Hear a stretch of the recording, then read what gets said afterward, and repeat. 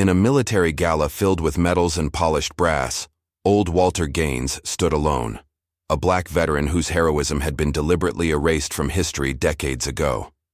When an organizer tried to usher him out, something unprecedented happened. 6 elite Navy SEALs rose silently in perfect formation, rendering him a salute that stunned the room. That single moment of recognition would expose a buried military cover-up reaching to the highest ranks, reunite a broken family, and finally bring justice to a man who had chosen honor over glory. After 47 years of shadows, Walter Gaines was about to reclaim his place in history. And America would never be the same. Just before we get back to it, I'd love to know where you're watching from today, and if you're enjoying these stories, make sure you're subscribed.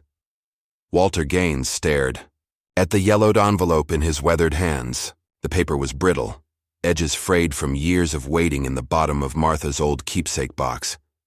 His late wife had tucked it away without ever showing him. The military seal in the corner was unmistakable, an invitation to a gala honoring veterans of classified operations.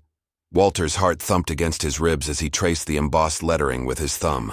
"Why'd you hide this from me, Martha?" he whispered to the empty living room of his modest single-story home. The silence that answered back was all too familiar after 8 years alone.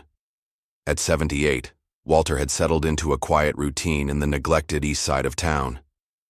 His neighborhood had seen better days, peeling paint on fences, cracked sidewalks that nobody bothered to fix, and corner stores where bulletproof glass separated cashiers from customers. But it was home, and Walter had made peace with his place in it. Every Monday and Wednesday he volunteered at the community center, teaching chess to neighborhood kids who'd otherwise be on the streets. Thursdays were for the VA hospital, where he sat with younger veterans, listening to their struggles without ever mentioning his own service. And Sundays, rain or shine, he visited Martha's grave with fresh flowers and one-sided conversations about the week's events. "Mr. Gaines," a young voice called from outside, followed by the rhythmic bounce of a basketball on concrete. "You still gonna teach me that night move today?" Walter folded the invitation carefully and slipped it into his shirt pocket. "Coming, Marcus," he called back, his voice carrying the gentle gravel of age. Marcus Williams was 12, sharp as a tack, with a quick smile that reminded Walter of his own son at that age, before everything changed. Before Walter's name was erased from the records. "You ready to lose today, old man?" Marcus grinned, spinning the basketball on his finger. Walter chuckled. "Chess first, basketball later. That was our deal."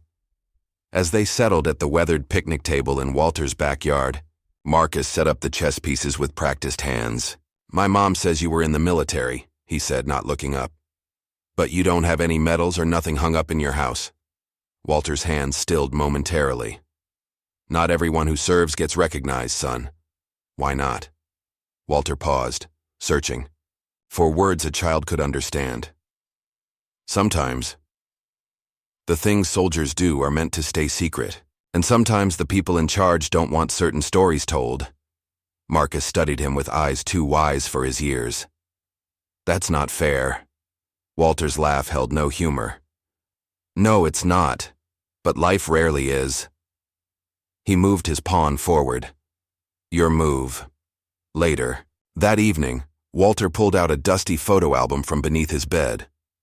Faces of young men stared back at him, some black like him, others white, Hispanic, a few Asian. All in uniform, all smiling with the invincibility of youth. Walter touched each face gently, whispering names no official record acknowledged anymore. His finger lingered on one particular photo, himself and a red-headed soldier arm in arm, laughing at some forgotten joke. Thomas "Red" Murphy, the only one who still remembered.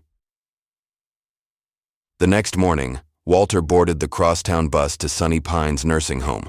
The sterile halls and antiseptic smell always reminded him of field hospitals, bringing back flashes of memories he'd spent decades trying to forget. Red's room was at the end of the hall. Once a towering 6'4" Marine with a booming voice, he was now curled into himself, his frame shrunken and pale against white sheets. Alzheimer's had stolen most of his memories, but some remained stubbornly intact, particularly those Walter wished they could both forget. "Walt," Red whispered as Walter took the chair beside the bed. "You came." "Every Tuesday, same as always," Walter said, squeezing his old friend's bony hand. Red's eyes darted around the room, suddenly alert. "They watching today?" Walter shook his head. "Nobody's watching, Red, it's just us." Red beckoned him closer, his breath sour with medication. "They'll remember soon," he whispered. "The six will rise. You wait and see." Walter had heard these cryptic statements before, but dismissed them as the ramblings of a deteriorating mind. Today, though, with the invitation burning a hole in his pocket, the words sent a chill down his spine. "What six, Red? What are you talking about?" But Red's lucidity had already slipped away, his gaze now fixed on the ceiling as he hummed an old marching cadence. On his way home, Walter stopped at the corner store for his weekly lottery ticket, $1's worth of hope that never paid. Off! The bell jingled as he entered, and Mr. Patel nodded from behind the counter. "The usual, Mr. Gaines?" "Yes, and throw in the paper today." As Walter paid, his eye caught the television behind the counter. A news segment showed young Navy SEALs in training, their faces determined as they pushed through mud and surf. "Brave boys," Mr. Patel commented, following Walter's gaze. Walter just nodded, his throat suddenly tight. He hurried home, the newspaper tucked under his arm, unread.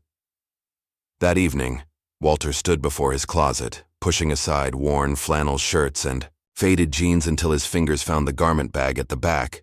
The uniform inside hadn't seen daylight in decades. He slipped it from the hanger, the wool scratchy against his fingers. When he tried it on, the jacket wouldn't button across his middle, and the pants hung awkwardly on his frame. Age had reshaped him in ways he hadn't noticed until now.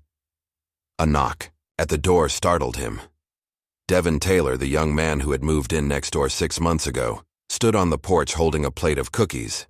"My grandma made too many," he said, then stopped, eyes widening at Walter's partial uniform. "Whoa, Mr. Gaines. I didn't know you were military." Walter shifted uncomfortably. "Long time ago." Devin stepped closer, examining the uniform with a professional eye. "I'm a tailor at Men's Warehouse. That needs some serious alterations if you're planning to wear it." Walter started to decline, but something stopped him. "You could fix this?" Devin's face lit up. "Absolutely. Give me 3 days. On the house. My way of saying thanks for keeping an eye on my place when I visit my grandma." After Devin left with the uniform, Walter sat heavily on his couch, the invitation in his hands once more. Before he could talk himself out of it, he dialed the number printed at the bottom. A crisp female voice answered. "Veterans Affairs, Special Events Office." "This is Walter Gaines," he said, his voice steadier than he felt. "I received an invitation to the Classified Operations Gala next month." A long pause followed. "Gaines? Walter Gaines?" The surprise in her voice was unmistakable. "One moment, please." The hold music played for nearly 5 minutes before she returned. "Yes, Mr. Gaines, you are on the list, though I must say we're surprised you're available to attend." The careful wording wasn't lost on Walter. They thought he was dead, or wished he was. "I'll be there," he said simply, and hung up. Miles away, in a state-of-the-art training facility, Lieutenant Aaron Knox sat in a locker room surrounded by 5 fellow SEALs. Their bodies bore the marks of their profession, scars, tattoos, muscles, honed by years of punishing training. "Gala's next month," said Miles Walker, the oldest of the group at 38. "Brass says attendance is mandatory this year." "Political bullshit," muttered Eric Simmons, yanking off his boots. "Parade us around for the donors and politicians." Knox said nothing, his attention fixed on an old photograph in his hands.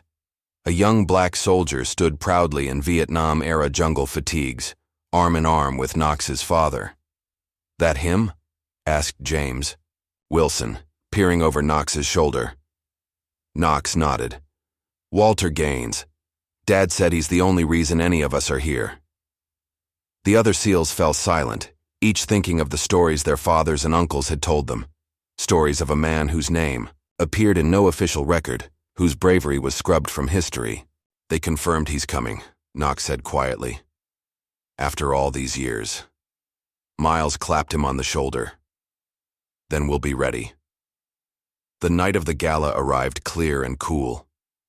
Walter stood outside the Grand Hotel, Devon's masterful alterations, ensuring his uniform fit perfectly. The old medals, the few they'd let him keep, gleamed dully on his chest. Inside, the ballroom glittered with chandeliers and the polished brass of dress uniforms. Hundreds of veterans mingled with politicians and military officials, but Walter entered like a ghost, unnoticed, unseen. A waiter mistook him for hotel staff, asking why he wasn't in uniform. Another guest directed him toward the service entrance. Walter endured it silently, decades of practice at swallowing such indignities. He found a seat at an empty table near the back, content to observe. But as the ceremonies began, a young event coordinator approached, her smile tight and artificial. "Excuse me, sir," she said, voice lowered. "This area is reserved for special guests. Perhaps you'd be more comfortable stepping outside until the general seating begins." Walter looked into her eyes, seeing not malice but ignorance. He started to rise, dignity intact, but spirit wounded once more. Then it happened. Across the room, a chair scraped back. Lieutenant Aaron Knox stood, his face solemn, eyes locked on Walter. Beside him, Miles Walker rose, then Eric Simmons, James Wilson, Keith Thompson, Darnell Jackson. 6 Navy SEALs in full dress uniform, standing at attention, in perfect silence. The room fell quiet, confusion rippling through the crowd. Phones came out, capturing the moment. The event coordinator stepped back, suddenly uncertain. Walter Gaines, the man with no medals, the soldier erased from history, stood frozen in place as 6 of America's most elite warriors stood for him, and that was only the beginning. The silence in the ballroom was deafening. 6 Navy SEALs stood at rigid attention, their eyes fixed on Walter Gaines. No words were spoken, no explanation offered, but their message was unmistakable. This man deserves our respect. Walter's heart hammered in his chest. He hadn't expected this, couldn't have imagined it. His weathered hands trembled slightly as he straightened his back, muscle memory from decades past returning as he offered a solemn salute to the young warriors. Cameras flashed throughout the room. A reporter near the front tapped frantically on her phone. Within minutes, her tweet went live with a hastily captured photo. 6 Navy SEALs stand in silent salute for elderly black veteran at military gala. Who is this forgotten hero? The Ghost SEAL. Tate, event coordinator, who had tried to remove Walter, now stood paralyzed with indecision. A senior officer approached, whispered something in her ear, and she retreated, face flushed with embarrassment.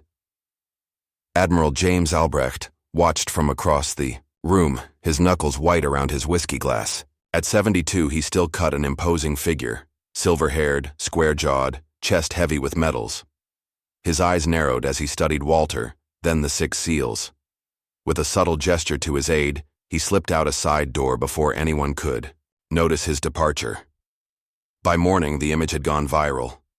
The Ghost SEAL and Walter Gaines trended nationwide. News outlets scrambled to piece together information about the mysterious veteran who had prompted such an unprecedented display from America's elite warriors. Walter awoke to his phone ringing incessantly. He ignored it, making coffee with shaky hands as the events of the previous night replayed in his mind. He hadn't spoken to a single one of the SEALs. Didn't need to. Their silent statement had said everything. A sharp knock at his front door broke through his thoughts. When he opened it, his daughter Danielle stood on the porch, her expression a complex mixture of confusion, anger, and something else. Perhaps the first flicker of doubt in convictions she'd held for decades. "Dad," she said, holding up her phone, to show him the viral image. "What is this? Who are these men? Why are they standing for you?" At 45, Danielle Gaines Thompson had built her reputation as a formidable civil rights attorney.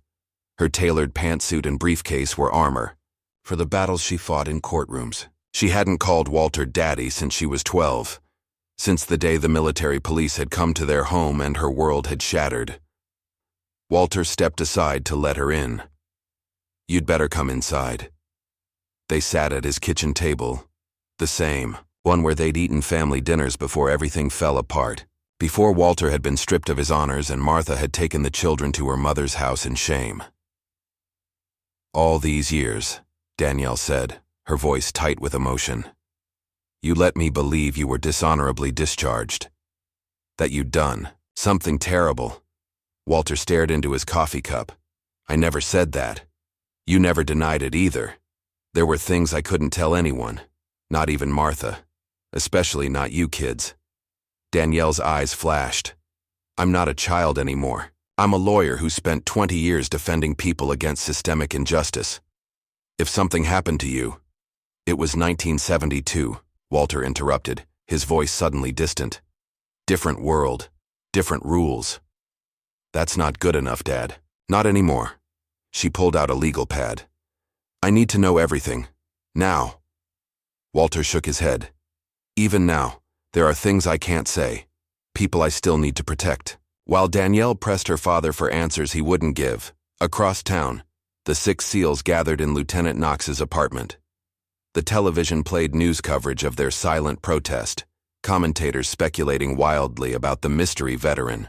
"It's everywhere," Miles said, scrolling through his phone. "Command's going ballistic. I've got 3 missed calls from Captain Reynolds." Knox ignored the comment, focused instead on an old leather journal open on his lap.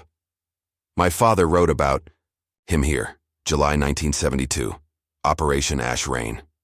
Listen to this.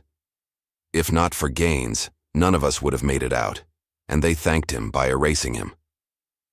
"My uncle said the same thing," Keith Thompson added quietly. "Said Gaines saved their entire unit during an op that officially never happened." Eric paced by the window. "The DoD just released a statement. They're calling it a misunderstanding and regrettable incident. They're trying to bury it again." James Wilson, the youngest of the group at 29, leaned forward. "So what's our next move? We knew this would light a fire. Are we ready for what comes next?" Knox closed the journal. "We made a promise to our fathers to make this right. We're just getting started." Across the city, Danielle sat in her law office, files spread across her desk. After leaving her father's house with more questions than answers, she'd pulled every string she had to access military records. What she found, or rather, didn't find, disturbed her professionally and personally. Her father's service record was full of redactions and missing pages, entire operations wiped clean, commendations listed then rescinded without explanation. A paper trail that led nowhere. Her assistant knocked lightly. "There's someone here to see you. Says it's about your father." A middle-aged black woman entered carrying a leather portfolio. "Ms. Gaines, I'm Patricia Reeves. I worked in DoD archives for 30 years before retiring. I saw the news." She placed a piece of paper on Danielle's desk. "This might help. It's a reference code I found years ago. OP7 Blue. It was connected to your father's file before everything disappeared." After Patricia left, Danielle stared at the code. It meant nothing to her, but it was the first real lead she had. That evening, the 6 SEALs met in a private room at a local VFW hall. Each brought something to the table: old letters, photographs, journal entries from fathers, uncles, and mentors who had served with Walter Gaines. "My father never talked about Vietnam," Darnell Jackson said, unfolding a yellowed letter, "except to say that a man named Gaines saved them all. He made me promise that if I ever met Walter Gaines, I'd stand for him because America wouldn't." Similar stories emerged from each SEAL. Their fathers, different men from different units, all connected by one soldier who had saved them in various operations, a man whose name had been systematically erased from military records. "They buried him alive," Knox said grimly. "On paper, anyway. And not one of our fathers could say why without breaking classification that would land them in prison." Miles tapped a folder. "But they left breadcrumbs for us. They knew someday we'd find each other. Find him." In his expansive Virginia estate, Admiral James Albrecht watched the news coverage with growing anger. The phone on his desk rang, and he snatched it up. "I'm handling it," he snapped without preamble. He should have stayed dead. This will all disappear by next week. The next morning, Walter made his weekly visit to Red at Sunny Pines. The nursing home staff eyed him differently. Today, whispers followed him down the hall. The viral photo had made its rounds. Red was having one of his bad days. His eyes were vacant, his hands restless on the blanket. But when Walter sat beside him, something flickered behind the fog. "They stood," Red whispered. "Didn't they?" "The 6, Walter stilled. "How did you know about that, Red?" Red's eyes darted around the room, suddenly panicked. "They're listening, always listening." His breathing quickened, monitors beeping in alarm as his heart rate spiked. "It's okay, Red. It's just us," Walter soothed, but Red grabbed his wrist with surprising strength. "The chessboard," he gasped. "My old one, the letter, in the chessboard." Before Walter could ask more, Red's eyes rolled back. The monitors shrieked, and nurses rushed in, pushing Walter aside as Red convulsed. "He's having a stroke," one shouted. "Get Dr. Mercer." Walter was ushered from the room, standing helplessly in the hallway as medical personnel fought to stabilize his oldest friend. The administrator approached, clipboard in hand. "Mr. Gaines? Red has you listed as his medical proxy and executor. Given the circumstances, is there anything of his you'd like to secure now? Personal effects, perhaps?" Walter thought of Red's cryptic words. Yes, his old chessboard. He'd want me to have it. After collecting the battered wooden chessboard from Red's meager possessions, Walter returned home, turning the box over in his hands. It looked ordinary, scratched wood, worn felt on the bottom, pieces missing from years of use. In his living room, Walter examined it more closely. A faint line caught his eye, a seam where none should be. His fingers found a hidden catch and the false bottom of the board slid open. Inside lay a manila envelope, sealed with wax imprinted with a military insignia Walter hadn't seen in decades. Across the front, in Red's handwriting, "Open when they remember." Walter broke the seal with trembling fingers. Inside was a dossier marked Ash Rain, and the truth he had buried for 47 years. "My God," Walter whispered as he read the first page. They kept records after all. Walter's hands trembled as he spread the contents of Red's hidden dossier across his kitchen table. Faded photographs, handwritten coordinates, and typewritten reports told a story the government had tried to bury for nearly 5 decades. The memories he'd fought so hard to suppress came flooding back with each document he touched. Vietnam-Cambodia border, 1972. The jungle so thick it turned daylight to dusk. The constant humidity that kept their uniforms perpetually damp. The pervasive fear that seeped into their bones like the monsoon rains. Walter closed his eyes, and suddenly he was 25 again, leading a covert, multiracial unit. Operation Ash Rain. 8 men, 3 white, 2 black including himself, 2 Hispanic, 1 Native American. All chosen for their specialized skills, all operating under the radar, even by military standards. Their mission had seemed straightforward at first: infiltrate a suspected enemy camp, gather intelligence, eliminate high-value targets if present. Standard Black Ops procedure, but what they found wasn't enemy forces. The sound of his doorbell jarred Walter back to the present. He quickly gathered the documents, shoving them back into the envelope before answering. Danielle stood on his porch, her professional composure cracked by obvious lack of sleep. "We need to talk," she said, walking past him into the house. "I've been digging through military archives all night. Your records have been systematically erased. I've never seen anything like it." Walter sighed, gesturing toward the kitchen. "I know. How can you be so calm? Your entire service history, erased, as if you never existed." She paced the small kitchen.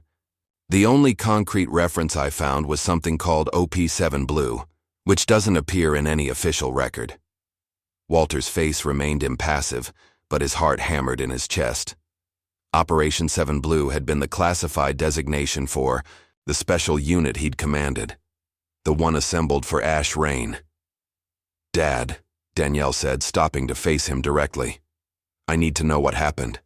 Not just as your daughter, but as your attorney. These Navy SEALs have put you in the spotlight.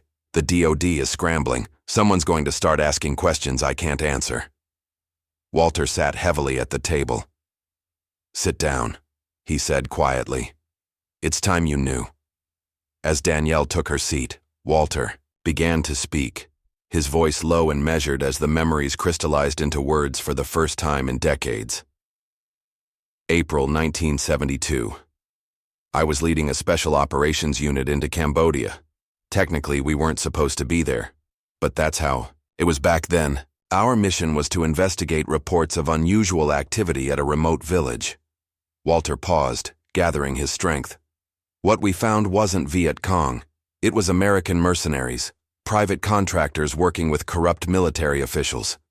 They were using the village as a base for a side operation, eliminating political prisoners, sympathizers, anyone who might have intelligence value but had become inconvenient.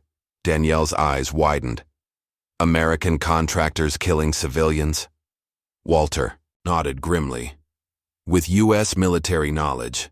Not everyone, most officers had no idea, but a few high-ranking officials were authorizing it, providing intelligence, equipment, even air support. And you discovered this. We were supposed to secure the area, not ask questions. But there were children there, Danielle. Families. Walter's voice caught. They were executing people and burning the bodies, calling it sanitizing potential intelligence leaks. When I realized what was happening, I ordered my men to stop it. The memory engulfed him completely now. The smell of accelerant and burning flesh, the screams, the mercenaries' fury when Walter's team intervened. We managed to save about 30 civilians, got them to a missionary outpost 10 miles away. Then we documented everything, took photos, collected dog tags, recorded coordinates. Walter's fist clenched on the table. I reported directly to command, thought I was doing the right thing. What happened? 3 days later, I was arrested, charged with disobeying orders, endangering my unit, interfering with classified operations. They took everything, our evidence, our reports. My men were separated, reassigned, sworn to secrecy. Walter's voice had gone flat, emotionless. Captain James Albrecht signed the paperwork. He was rising fast through the ranks then. Had powerful friends. He made it clear. If I fought the charges, if I ever spoke about what we saw, it wouldn't just be my career. It would be my family. He looked directly at Danielle. You, your brother, your mother. Danielle sat in stunned silence. Legal. Training temporarily abandoned in the face of her father's revelation. So I accepted a quiet discharge. No court-martial, no prison, but no recognition for my service either. My name removed from commendations I'd earned. My existence in official records minimized, then gradually erased. But your men remembered, Danielle said softly. They told their sons. Walter nodded. Apparently so. And now those sons are Navy SEALs who stood up for you. Before Walter could respond, his phone rang. The number was unfamiliar. Mr. Gaines, this is Lieutenant Aaron Knox. We need to meet. Across town, public interest in the Ghost SEAL was exploding. Honor Gaines had become a top trending hashtag as journalists pieced together fragments of Walter's service history. Veterans began posting their own stories of racial discrimination and buried records. Civil rights organizations called for a formal investigation. Admiral James Albrecht, now retired but still influential within military circles, watched the growing movement with mounting alarm. In his home office, he barked orders into a secure phone line. I don't care how you do it. Discredit him. Find something, anything in his past. Everyone has skeletons.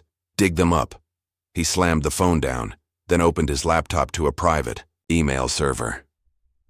The message he began typing was addressed to 6 different generals, all former colleagues with shared secrets. Meanwhile, Danielle drove Walter to a small coffee shop on the outskirts of town. Lieutenant Knox had chosen the location. Public enough to be safe, private enough to talk freely. Knox was waiting alone at a corner table, dressed in civilian clothes. He stood as they approached, extending his hand first to Walter. Sir, it's an honor. Walter studied the younger man's face. You look like your father. Knox's eyes widened. You knew who I was. The moment you stood up at the gala. You have his eyes. They sat, and Knox wasted no time. All 6 of us are connected to you, Mr. Gaines. Our fathers, uncles. They served with you at different times. They never spoke about it officially, but they made sure we knew your name. Why? Walter asked. Why risk it? Because they believed an injustice was done, and they made us promise that if we ever had the chance to make it right, we would. Knox leaned forward. They planned this, sir. For decades. Made sure their sons would join the military, excel, reach positions where we could do what they couldn't. Danielle interrupted. What exactly are you planning to do, Lieutenant? Knox's face was solemn. Tell the truth. All of it. About Operation Ash Rain. About what your father did to save those civilians. About who covered it up and why. You'll be court-martialed, Walter said. Maybe. But there are 6 of us, and we have evidence our fathers collected over the years. Not much individually, but together. Knox smiled grimly. Enough to force an investigation. As they spoke, each of the other 5 SEALs was executing their part of a carefully orchestrated plan. Miles Walker gave an exclusive interview to a veteran-focused news site, describing how Walter had saved his father's life during a classified operation. Eric Simmons posted a detailed thread on social media, connecting Walter Gaines to numerous successful missions that had been scrubbed from official records. The others followed suit on different platforms, creating a wave of information too widespread to suppress. By evening, the story had exploded. News networks picked it up, veteran groups rallied, and hashtags demanding justice for Walter Gaines trended nationwide. But the Pentagon pushed back. A spokesman released a statement suggesting Walter's records had been limited due to performance issues rather than any conspiracy. Carefully doctored photos appeared online, attempting to place Walter at incidents that would discredit him. His modest veteran's pension was suddenly under review due to administrative concerns. Walter watched it all unfold with a strange detachment. After decades of silence, seeing his name everywhere was surreal. The smear campaign didn't surprise him. He'd expected it. What he hadn't expected was the overwhelming public support. The thousands of veterans and civilians demanding the truth. The stress took its toll. 3 days after meeting with Knox, Walter collapsed while walking to his car. His neighbor Devin found him and called an ambulance. The diagnosis: exhaustion and a minor heart arrhythmia. Nothing serious, the doctor assured him, but you need rest. Walter lay in the hospital bed, the rhythmic beep of monitors his only company after visiting hours ended. He was drifting toward sleep when the door to his room opened quietly. A silver-haired man in a tailored suit slipped in, closing the door behind him. Walter Gaines, he said softly. I wasn't sure you'd still be alive after all these years. Walter didn't need to ask who he was. Commander Harper. Harper nodded, taking the chair beside the bed. It's Admiral now, or was before retirement. He studied Walter's face. You look good for a ghost. What do you want, Harper? To finish what you started in '72. Harper reached into his jacket and removed a small flash drive, placing it on Walter's bedside table. I was stationed at headquarters when your reports came in. I was the one who logged them and made copies before Albrecht could destroy everything. Walter stared at the small device. Why now? Why not 40 years ago? I had a family too, Walter, and Albrecht made the same threats to all of us. Harper stood. But I'm dying now. Cancer. 6 months, maybe less. And I'll be damned if I take this to my grave. After Harper left, Walter held the flash drive in his palm. It felt impossibly small to contain such explosive truth, the evidence he'd thought was destroyed decades ago. The next morning, Danielle arrived to find Walter sitting up in bed. Color returned to his face, a new determination in his eyes. Need your laptop, he said without preamble. There's something you need to see. Together they watched the contents of Harper's flash drive, radio logs documenting the mercenary operation, audio files of Walter's reports to command. Most damning of all, video footage, grainy but clear enough, showing the aftermath of the civilian massacre and Walter's team intervening to save survivors. And in the background of one clip, unmistakable despite the poor quality, a young captain, James Albrecht, supervising the operation. Danielle sat back, lawyer's mind already formulating strategy. This changes everything. Within hours, the story broke nationwide. Danielle held a press conference on the hospital steps, announcing that Walter Gaines had evidence proving his claims and would be petitioning for a formal congressional hearing. The 6 SEALs stood behind her in a show of solidarity. Walter Gaines, the man they had tried to erase, was finally being written back into history. The hearing room buzzed with tense energy as Danielle Gaines adjusted her suit jacket one last time. Beside her, Walter sat ramrod straight, his expression unreadable as flashbulbs popped and reporters jostled for position behind the barrier. "Remember," she whispered to her father, "let me do the talking unless they address you directly." Walter nodded slightly, his eyes fixed on the empty chairs where the tribunal members would soon sit. The closed military tribunal had been hastily assembled following the media firestorm. Present were high-ranking military officials, selected press representatives, and in the back row, all 6 Navy SEALs in dress uniform. Lieutenant Knox caught Walter's eye and gave an almost imperceptible nod. A side door opened, and Admiral James Albrecht entered with his legal team. Now in his 70s, he still carried himself with the entitled confidence of a man accustomed to power.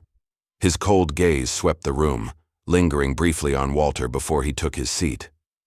"All rise," called the bailiff as the 3-member tribunal filed in, 2 generals and 1 civilian oversight official. General Warren, the senior officer, spoke first.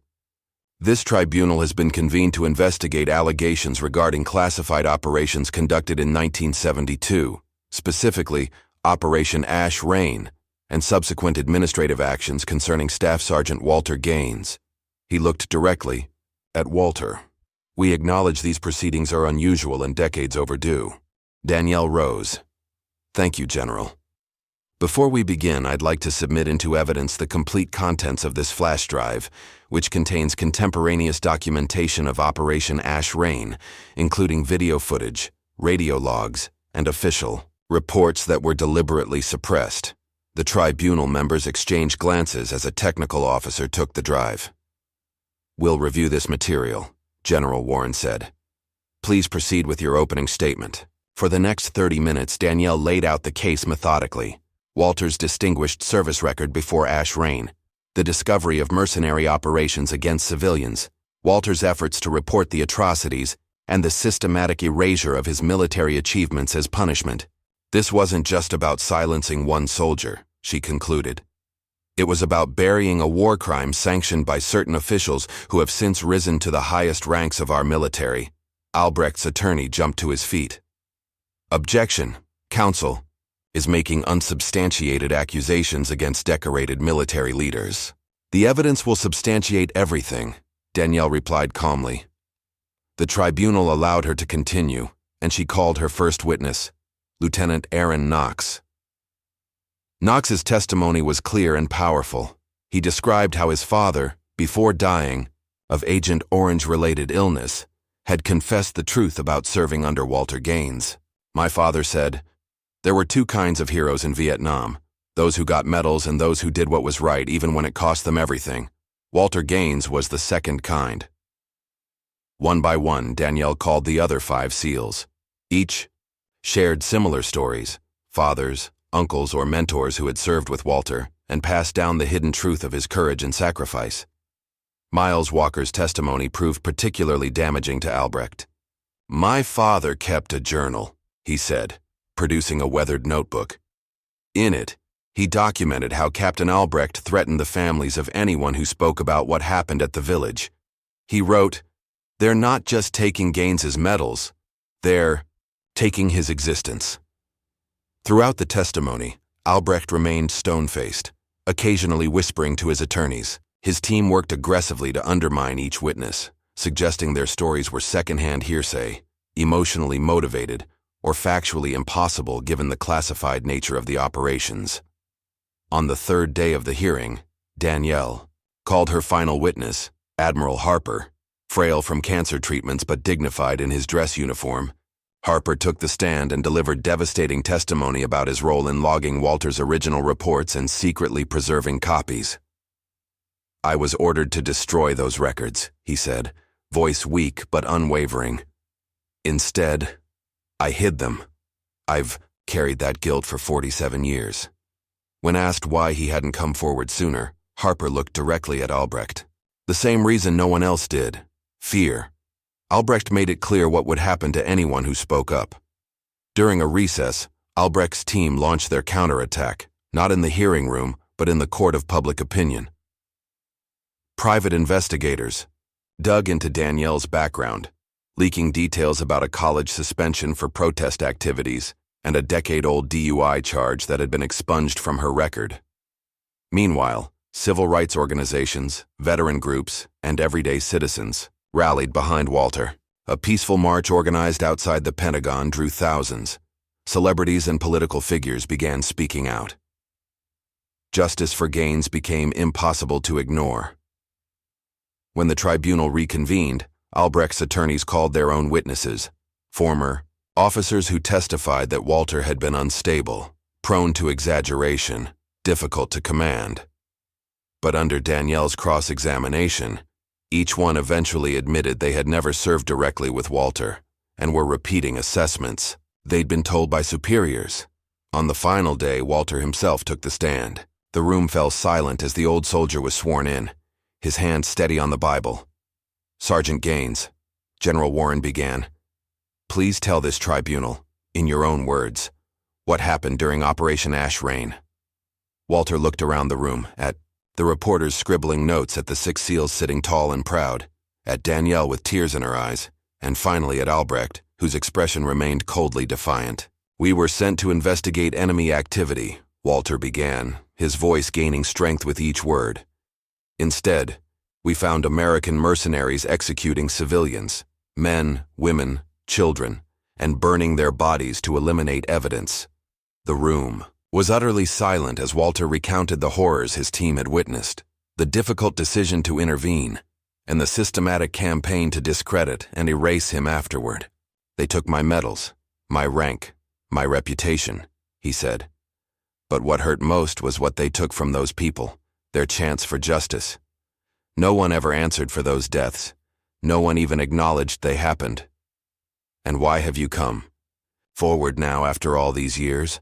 asked the civilian tribunal member. Walter gestured toward the Six Seals. "Because they reminded me that the truth doesn't expire.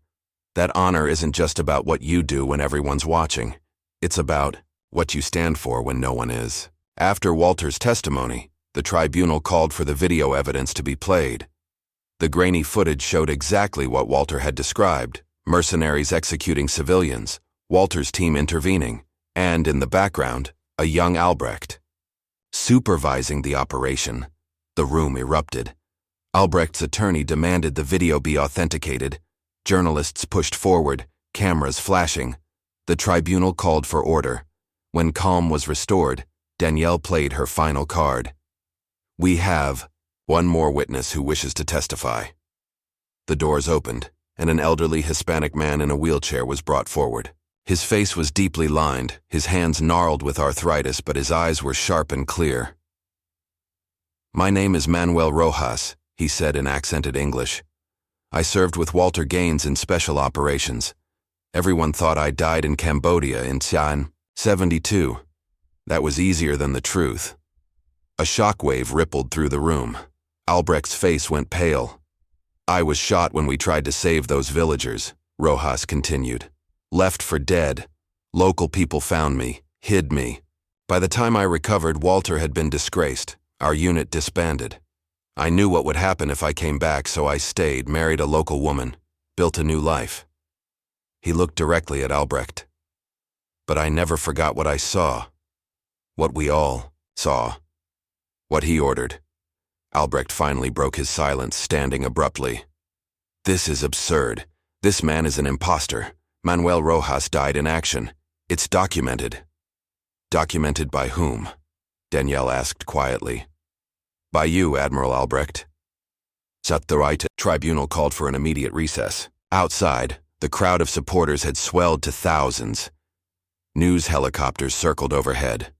Walter stood at a window, watching the scene below with disbelief. "I never thought I'd live to see this day," he murmured. Danielle joined him, placing a hand on his shoulder. "It's not over yet. The tribunal still has to make their decision." "It doesn't matter," Walter said. "The truth is out. That's all I ever wanted." But the tribunal's decision did matter. After 3 hours of deliberation, they emerged with grim faces. General Warren spoke first.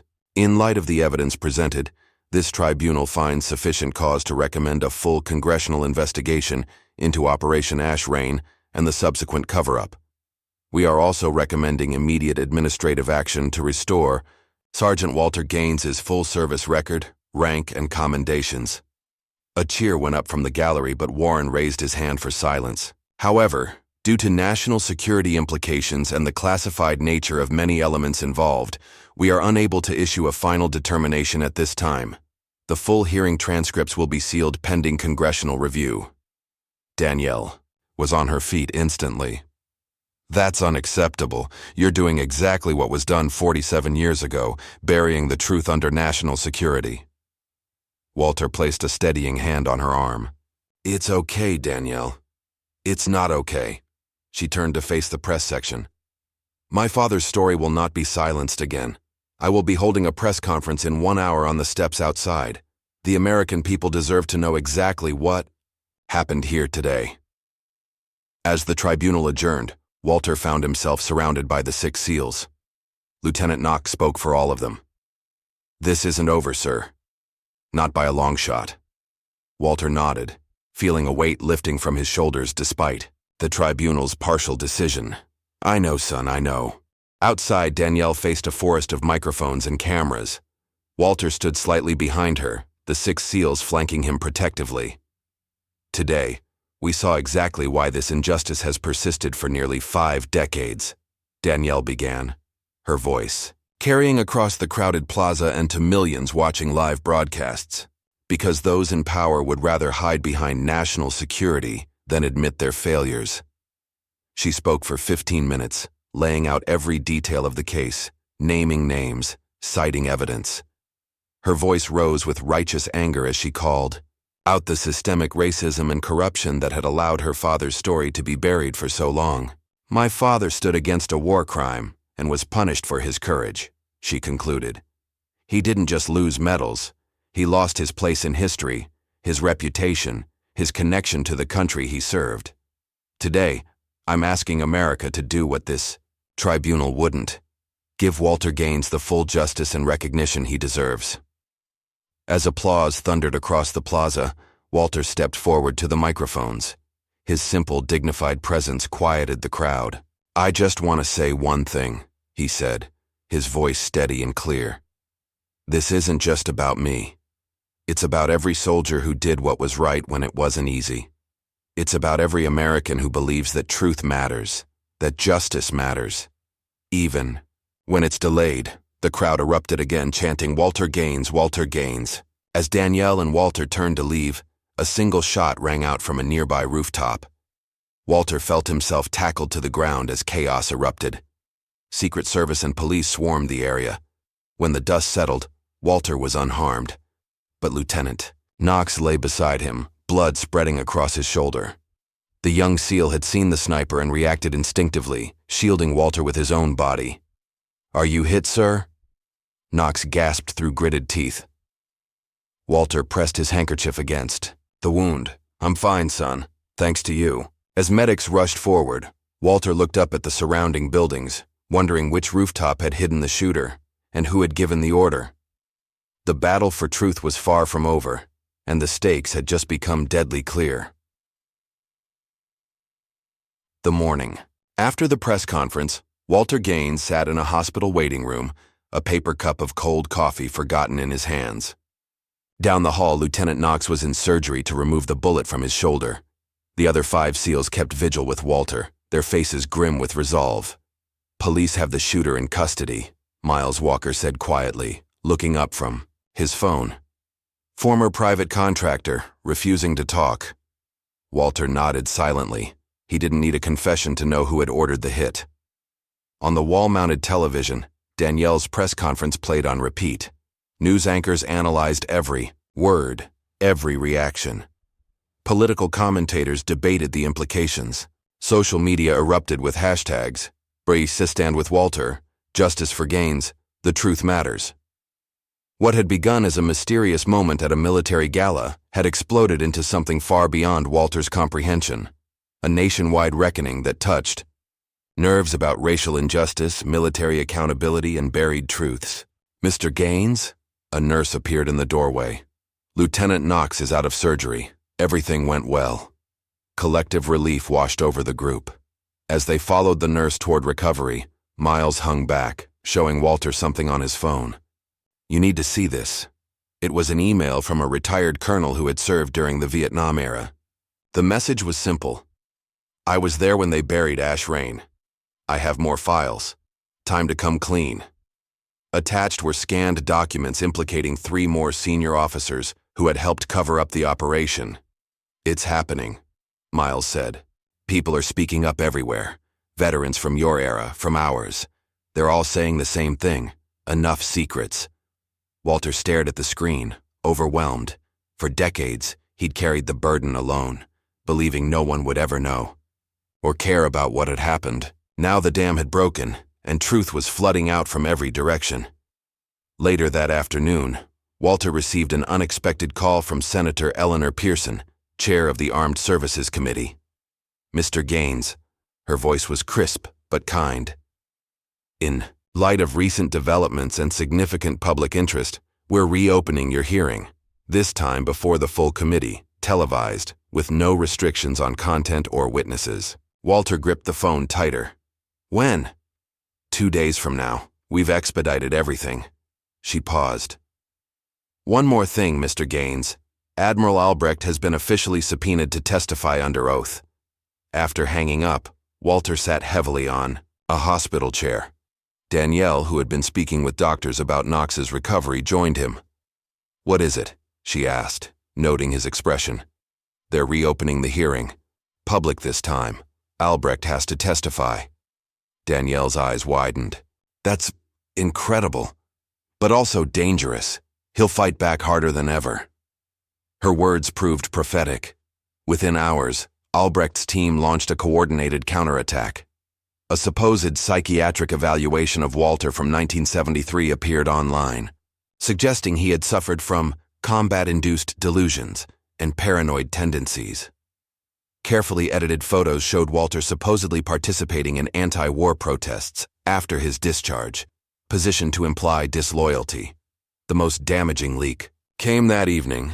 Audio recordings allegedly of Walter confessing to abandoning his post during a firefight. The voice was similar enough to raise doubts, though anyone who knew Walter could tell it wasn't him. Danielle worked frantically with media contacts to counter each false narrative. The 6 SEALs mobilized their own networks, and veterans groups issued statements of support. But the mud was sticking, creating just enough uncertainty to undermine Walter's credibility with some segments of the public. That night, alone in his modest home, Walter faced his darkest moment. The weight of the fight, the public scrutiny, the resurfaced trauma, it all crashed down on him at once. He sat at his kitchen table, head in his hands, questioning whether any of it was worth the cost. His phone rang, Lieutenant Knox calling, from his hospital bed. Sir? Just checking in. Knox's voice was groggy from pain medication. You should be resting, son, Walter replied. Been thinking about something my father told me, Knox continued. He said the bravest thing you ever did wasn't saving those civilians. It was living with the consequences afterward, not breaking, not letting them win by making you bitter. Walter was silent for a long moment. Your father gave me too much credit. I don't think so, sir. None of us do. After hanging up, Walter stepped onto his porch, needing air. The night was clear, stars visible despite the city lights. A car pulled up, and Miles Walker stepped out. Lieutenant Knox called me, Miles explained. Thought you might need some company. My place is secure if you want somewhere else to stay. Tonight. Walter studied the younger man's face, earnest, determined, carrying echoes of his father. Thank you, Walter said simply. At Miles's house, Walter finally got the first real sleep he'd had in days. When he woke, he found Miles in the living room with a stack of letters. These came to the VFW for you, Miles explained. People from all over the country, veterans, kids, ordinary citizens. They're all saying the same thing. You're not alone anymore. Walter spent the morning reading letters. Some were from Vietnam veterans who'd experienced similar injustices. Others were from younger soldiers inspired by his stand. Children sent drawings of him standing tall in uniform. Each message chipped away at the isolation he'd felt for decades. That afternoon, Danielle arrived with news. We need to go to Arlington, she said. There's something you need to see. At Arlington National Cemetery, Walter was stunned to find hundreds of people gathered for what was being called a silent stand for truth. Veterans of every age, race, and branch of service stood at attention near the tomb of the unknown soldier, many holding signs with Walter's name or picture. As Walter approached, an elderly white veteran in a wheelchair spotted him first. Attention, the man called out, his voice cracking with age but carrying the unmistakable authority of command. As one, the assembled veterans snapped to attention, saluting Walter. No words were spoken. None were needed. Danielle, walking beside her father, squeezed his hand. This is what truth looks like, Dad. This is what happens when people finally hear it. The public hearing was scheduled for the following morning. As preparation, Walter asked Danielle to drive him to one last place, his wife's grave. I need to tell her what's happening, he explained simply. As dusk fell over the cemetery, Walter knelt beside the simple headstone. Danielle gave him privacy, waiting by the car. Martha, Walter whispered, touching the cool stone. It's all coming out now. Everything I couldn't tell you, everything I carried alone. Tears slid down his weathered cheeks. I wish you were here to see it. After a long silence, he reached into his pocket and pulled out something he hadn't shown anyone, not even Danielle. A small velvet pouch containing the medals he'd earned but never received. The Distinguished Service Cross, the Silver Star, the Purple Heart, and at the bottom, a Medal of Honor with a rejection letter attached. I buried them, he told Danielle when she approached. Dug a hole right here when we buried your mother. Couldn't stand looking at them anymore. Couldn't stand the reminder. Danielle knelt beside him, staring at the medals in disbelief. You've had these all along. How? Red sent them to me. Stole them from processing before they could be destroyed. Said someday I'd want to show my grandkids what their grandfather really did. His voice broke. But I never could tell the story that went with them. Danielle wrapped her arms around her father's shoulders. It's time to dig them up, Dad. All of it. The morning of the hearing, Walter walked into the Senate chamber flanked by the 6 SEALs, including Lieutenant Knox, his arm in a sling but insistent on being present. The room was packed with press, military officials, and citizens who'd traveled from across the country to witness history. Danielle, in her sharpest suit, looked composed, but Walter could see the fire in her eyes. This was no longer just about clearing his name. It was about exposing a system that had buried inconvenient truths for generations. As Walter took his seat at the witness table, he caught sight of Admiral Albrecht entering from a side door, surrounded by attorneys and advisors. The old admiral looked diminished somehow, his usual confident swagger replaced by a stiff formality that couldn't quite mask his unease. Senator Pearson called the hearing to order. Today we address allegations of extraordinary significance that nearly 5 decades ago, an American soldier was systematically erased from military records for attempting to prevent a war crime, and that this cover-up extended to the highest levels of military leadership. The nation watched as Walter Gaines, at 78, finally told his full story to the world. As the Senate hearing recessed for lunch on its second day, Walter visited Lieutenant Knox in a private room where doctors were checking his wound. The young SEAL had insisted on testifying despite his injury, and his powerful statement about Walter's impact on 2 generations of soldiers had left many in the chamber openly weeping. How's the shoulder? Walter asked. Better than my pride. Knox smiled wryly. They say I'll have full mobility back in a few months. Walter shook his head. You shouldn't have done it. Taking that bullet. With all due respect, sir, you're wrong about that. Knox's expression turned serious. It was exactly what I should have done. What any of us would have done. Before Walter could respond, Danielle burst into the room, breathless with excitement. They got him, she said. The shooter confessed. He was paid through a shell company linked directly to Albrecht. Knox sat up straighter. Can they prove it? Financial records don't lie, Danielle replied. And he's talking. Everything.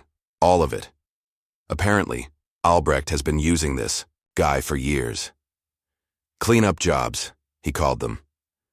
Walter absorbed this news quietly. Throughout his life, he'd never wished for revenge against Albrecht, only acknowledgement of the truth.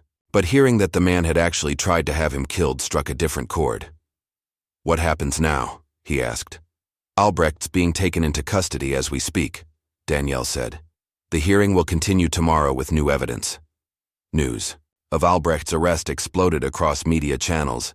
Within hours, 2 retired officers, both former colleagues of Albrecht, came forward with confessions. They confirmed what Walter had alleged.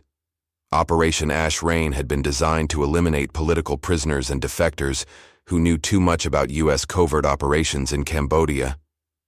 It wasn't about national security, one officer stated in a sworn affidavit. It was about covering our tracks. Gaines and his unit weren't supposed to know the real objective. When they tried to stop it, Albrecht decided they were liabilities.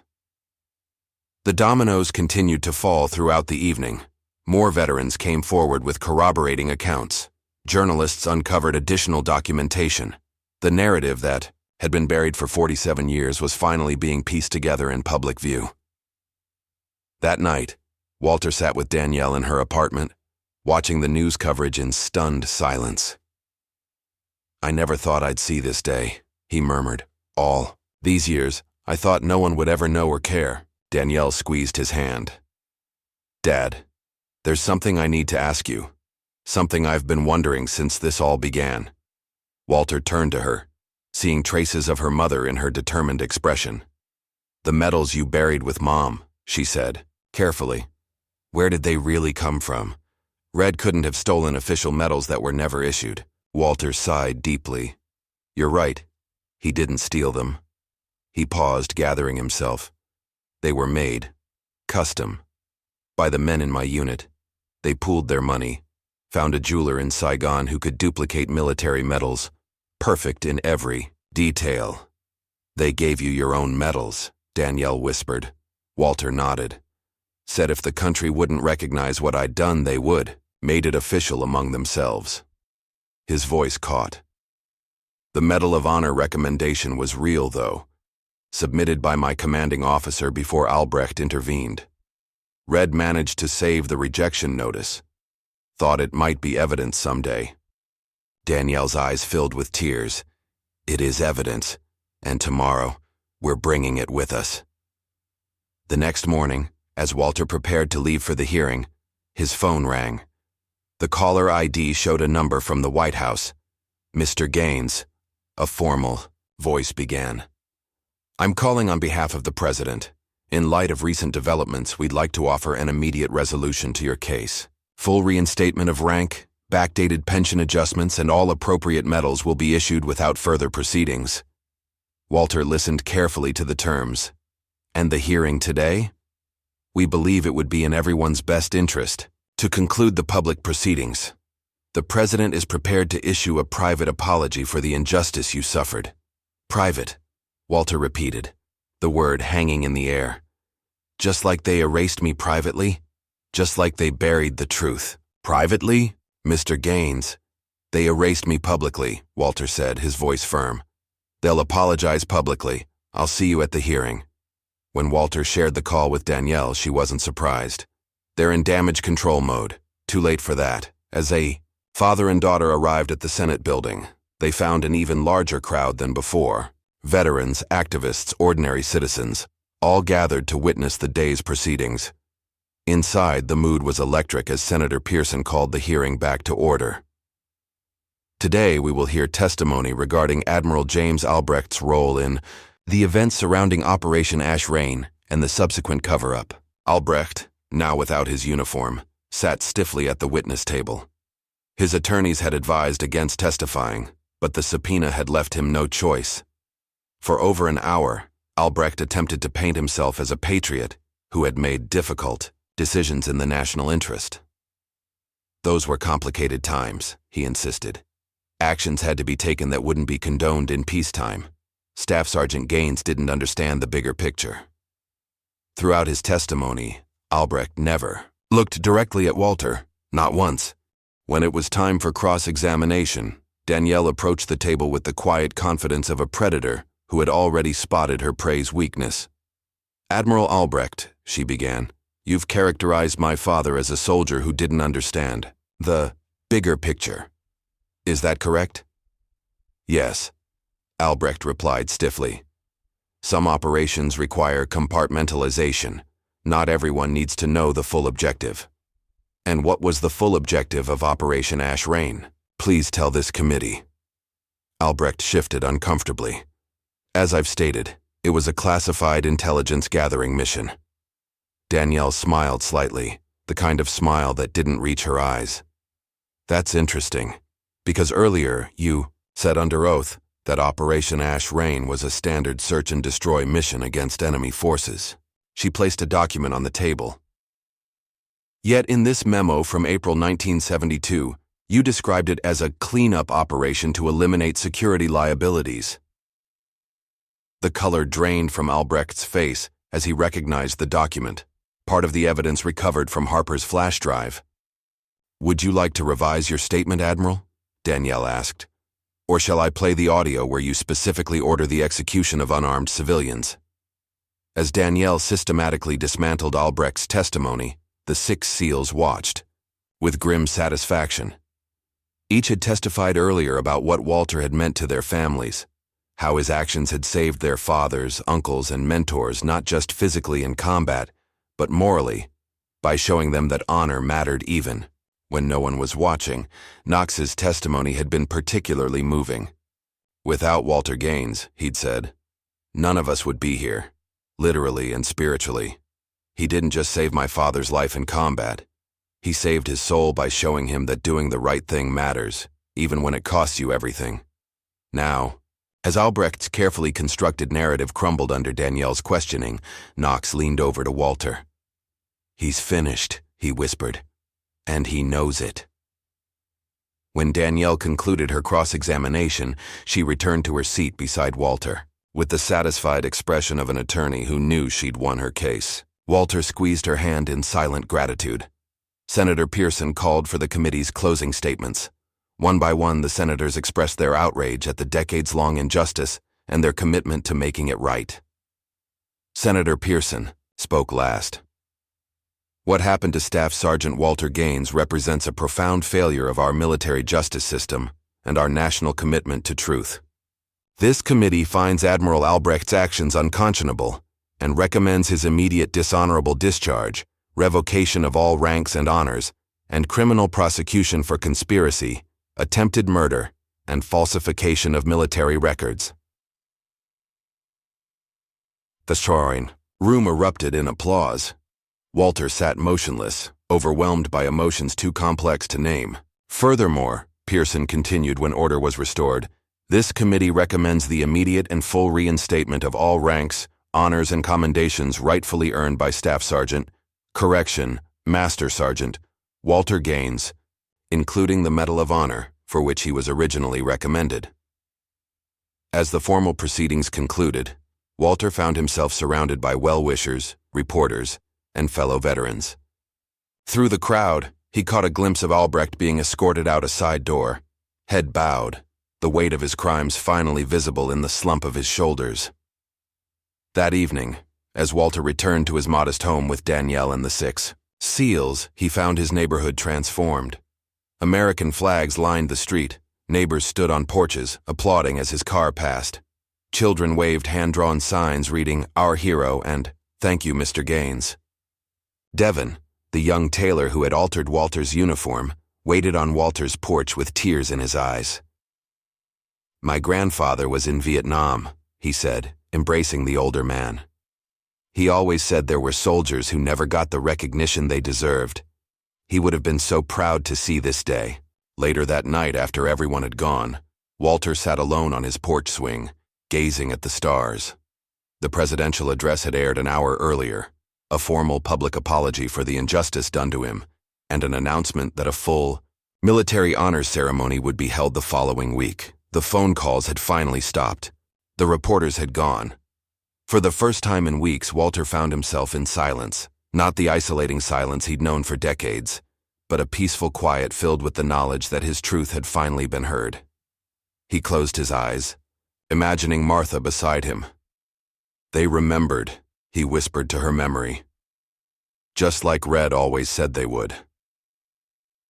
The morning of Walter's military honors ceremony dawned clear and bright. Sunlight streamed through his bedroom window as he sat, on the edge of his bed, contemplating the freshly pressed uniform laid out before him. Not the old one with its makeshift medals, but a new one sent directly from the Pentagon, complete with correct insignia, proper rank, and empty spaces where the official medals would soon rest. His hands trembled slightly as he touched the fabric. Not from age, but from the weight of the moment. A soft knock came at his bedroom door. "Dad, you decent?" Danielle called. "Come in," Walter answered, not taking his eyes off the uniform. Danielle entered, already dressed in a crisp navy suit. She paused when she saw her father sitting so still. "You okay?" Walter nodded slowly. "Just thinking about your mother. Wish she could see this." Danielle sat beside him, resting her head on his shoulder the way she had as a little girl. "She knows, Dad. I believe that." They sat in comfortable silence for a moment before Danielle spoke again. "The SEALs are outside, all 6 of them. They've come to escort you." Walter smiled. "I'd better not keep them waiting then." With Danielle's help, Walter dressed in his new uniform. Each button, each crease felt like reclaiming a piece of his identity that had been stolen decades ago. When he finally looked at himself in the mirror, he barely recognized the man staring back, not because of the uniform, but because of the peace in his eyes that hadn't been there for 47 years. Outside, the 6 Navy SEALs stood at attention in their dress uniforms beside 3 black SUVs. Lieutenant Knox, his arm still in a sling but looking strong, stepped forward and saluted.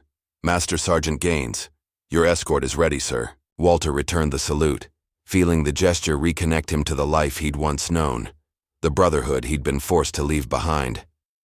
The drive to the Pentagon was surreal.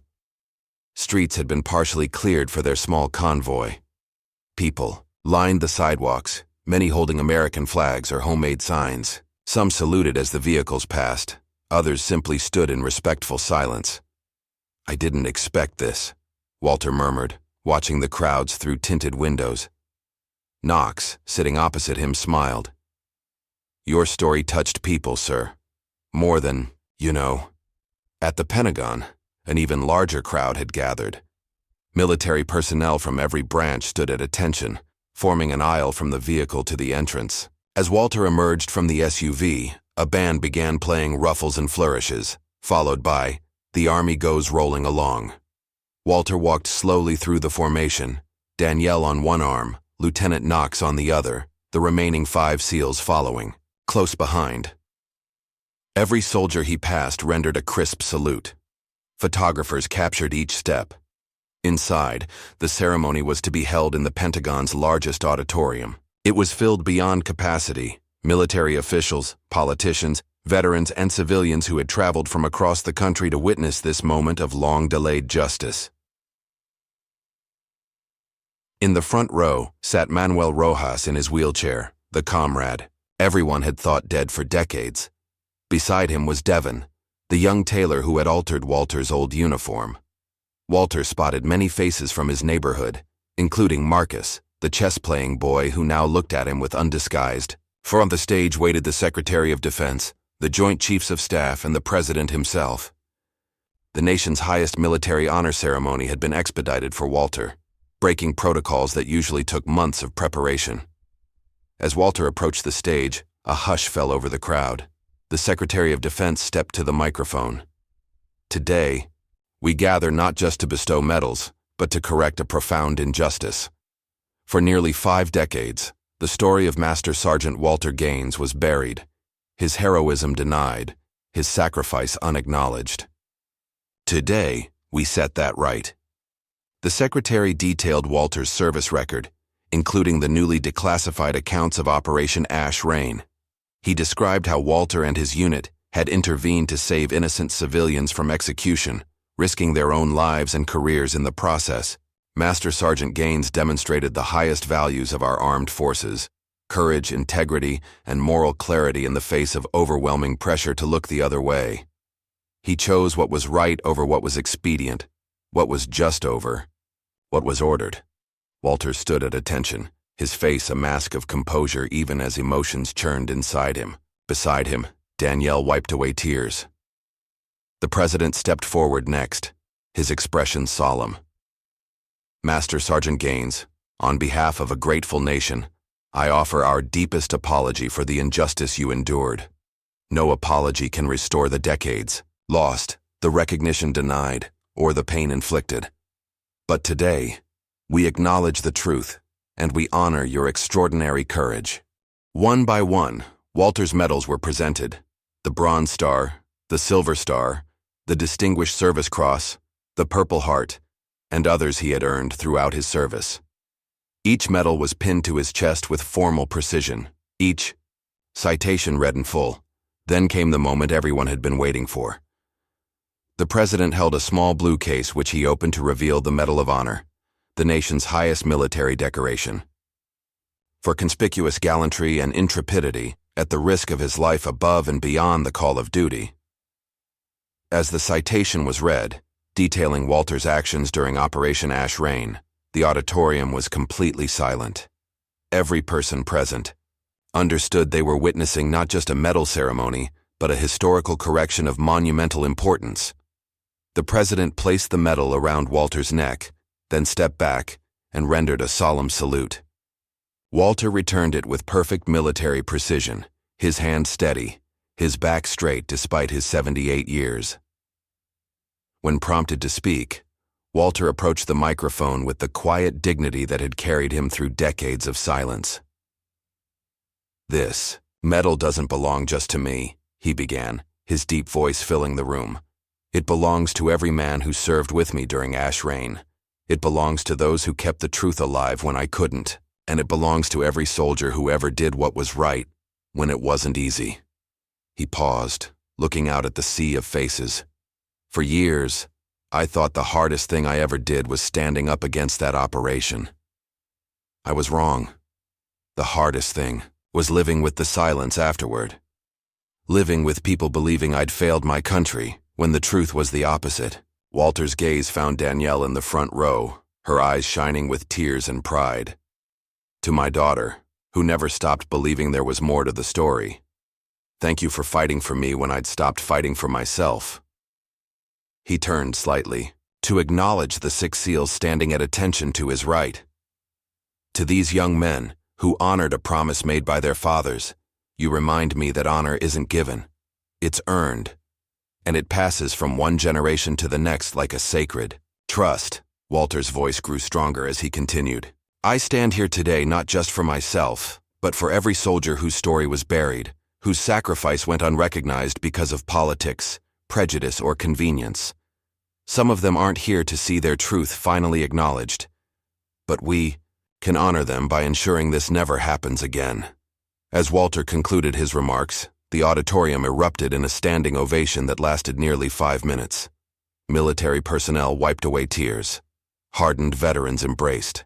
The 6 SEALs stood at rigid attention, their faces solemn but their eyes reflecting deep satisfaction.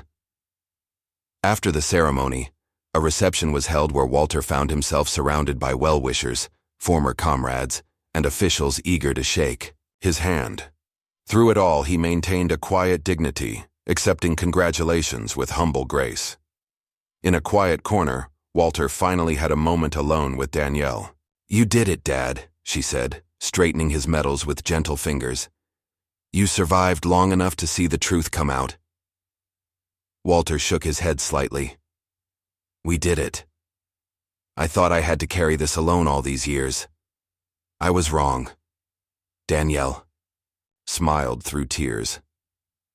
I spent so much of my life angry at you, thinking you'd done something to disgrace us. All those years fighting for other people's justice, never knowing my own father needed it most.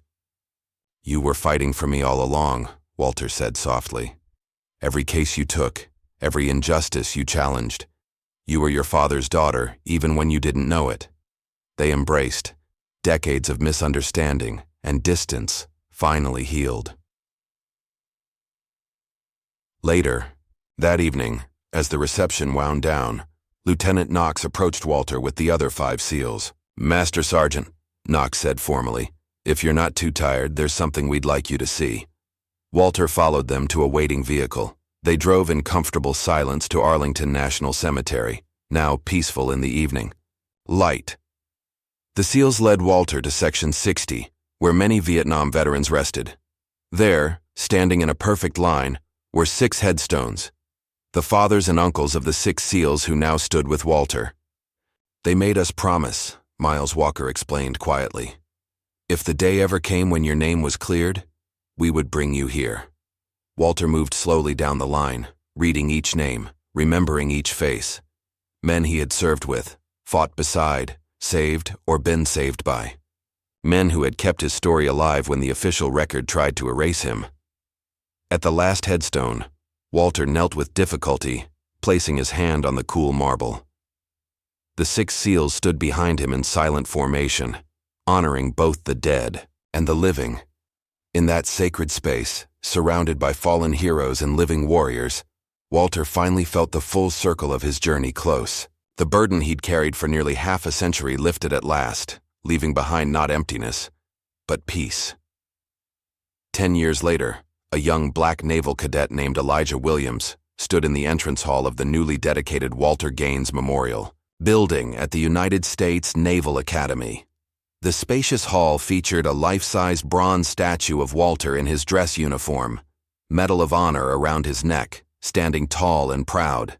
Elijah had arrived early for the dedication ceremony, wanting a quiet moment to absorb the significance of the place. His grandmother had told him stories about Walter Gaines since he was a child, how one man's courage had changed not just military policy, but their family's trajectory. You must be Elijah, came a warm voice behind him. He turned to find Judge Danielle Gaines Thompson smiling at him. Now in her mid-50s, she carried herself with the confident authority of someone who had helped reshape American military justice. After her father's case, she had continued advocating for forgotten veterans, eventually being appointed to the federal bench. Yes, ma'am, Elijah said, extending his hand. It's an honor to meet you. My grandmother speaks of you often. Marcus's boy. Danielle nodded, recognition lighting her eyes. Your grandmother told me you'd been accepted to the academy. My father would have been so proud. Together they walked through the memorial hall, where displays chronicled Walter's story and the broader impact it had made. One exhibit showed the viral photo that had started it all. 6 Navy SEALs standing for one forgotten veteran. Where are they now? Elijah asked, studying the image. The SEALs? Still serving in different ways, Danielle replied. Lieutenant Knox, Admiral Knox now, oversees the SEAL Legacy Fund they established in my father's name. It provides scholarships to children of forgotten veterans. The others have taken different paths, but they remain connected by what they did that day. They paused before a wall displaying hundreds of letters written to Walter in the years after his vindication. Letters from veterans sharing similar stories of injustice. Letters from young soldiers inspired by his example. Letters from ordinary citizens moved by his quiet dignity. I never realized how many lives he touched, Elijah said softly. Neither did he, Danielle smiled. My father lived simply, even after. Everything changed. He kept teaching chess at the community center until his health wouldn't allow it anymore. The sound of footsteps announced the arrival of other guests for the dedication ceremony. Among them was Devin Taylor, no longer the young neighbor who had altered Walter's uniform, but now a successful businessman in his 40s. Judge Thompson, Devin greeted Danielle warmly, "And you must be Cadet Williams. I've heard about you." Elijah shook his hand, recognizing the name. "You're the founder of Honor Fitted." Devin nodded, pleased. "That's right. We started small, just donating suits to veterans for court appearances and job interviews. Now we've got stores in 26 cities." A news broadcast played quietly, on a screen nearby, showing a brief segment about the ceremony. It included a glimpse of James Albrecht, now in his 80s, haggard and diminished, watching the proceedings from a prison television. After his conviction, he had been sentenced to 15 years. Appeals had failed, and he had spent his remaining days in federal custody, stripped of rank, pension, and dignity. Danielle noticed Elijah watching the screen. "My father never wanted revenge," she said quietly. "Just acknowledgement of the truth. But sometimes justice requires both." As guests continued to arrive, Danielle excused herself to prepare for her speech. Elijah wandered toward a quiet alcove that housed more personal artifacts. There, protected under glass, was a letter, the last Walter had written to his daughter before his peaceful death at age 89. The letter was open for visitors to read, Walter's handwriting clear and deliberate. "My dearest Danielle, if you're reading this, I've finally gone to join your mother. Don't grieve too long. My life was fuller than I ever imagined it could be, especially these last years. When I was a young man, I believed honor meant serving, without question. When I was older, I thought it meant enduring injustice in silence. Only in my final years did I understand that true honor means standing for truth, no matter the cost. You fought for me when I couldn't fight for myself. You believed in me when I'd stopped believing. For that, I owe you more than a father could ever repay. Remember me not as a victim of injustice, but as proof that truth prevails, even if it takes a lifetime. Share that message with anyone who will listen. All my love." Dad Elijah stood reading the letter twice more, deeply moved. He had never met Walter Gaines, who had died 3 years before Elijah was born, but the old veteran's legacy had shaped his life, nonetheless. It was Walter's story that had inspired Elijah to pursue a military career, determined to serve with the same moral courage. The ceremony began promptly at noon, the grand hall filled with distinguished guests, military, leaders, politicians, veterans, and family members connected to Walter's story.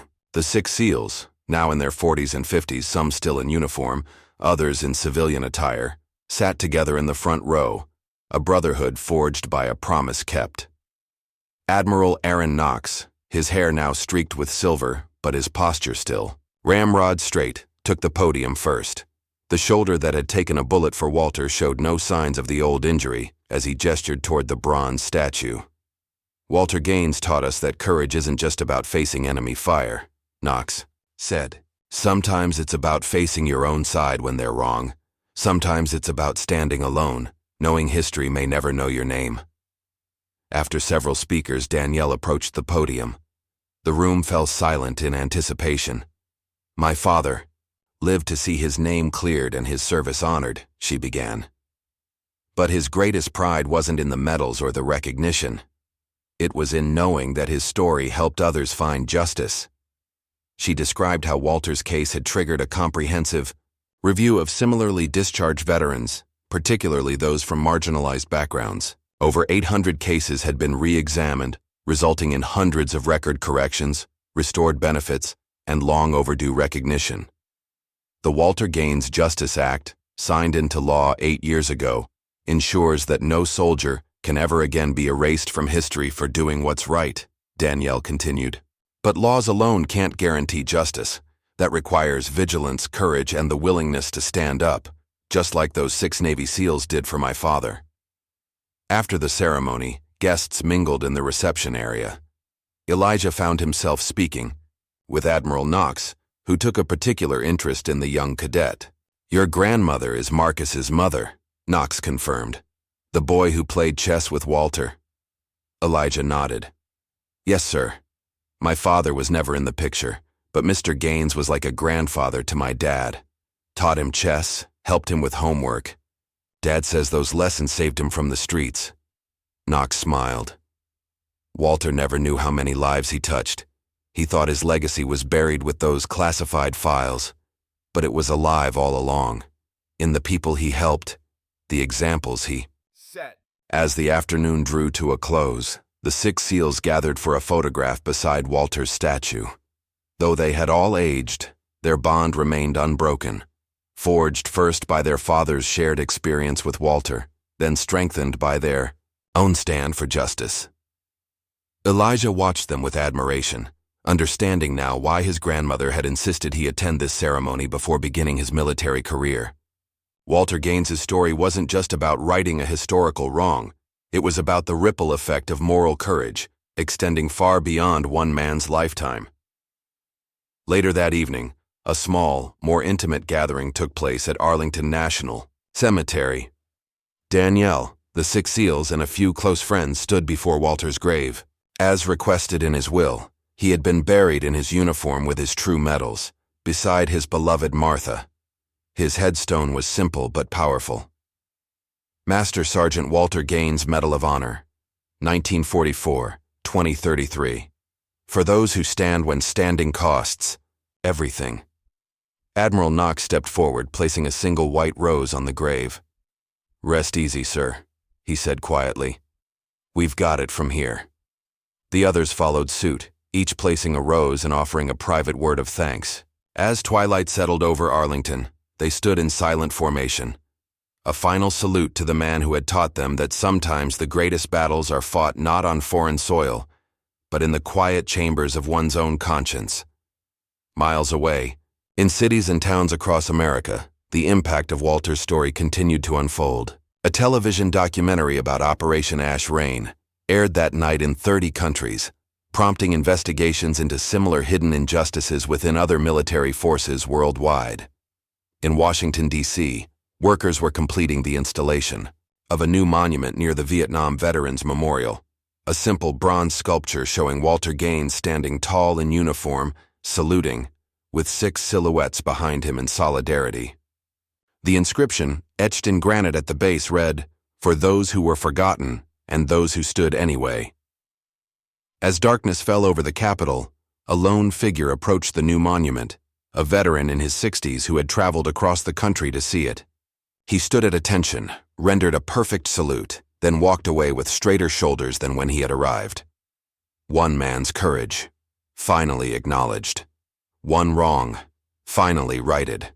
One story, finally told. And in its telling, countless others found their voice. What would you sacrifice for truth if you knew no one might ever hear your story? Walter Gaines reminds us that honor isn't in the medals we wear, but in the stands we take when no one is watching. If this story moved you, please like, subscribe, and share to hear more tales of forgotten heroes who changed history with a single moment of courage.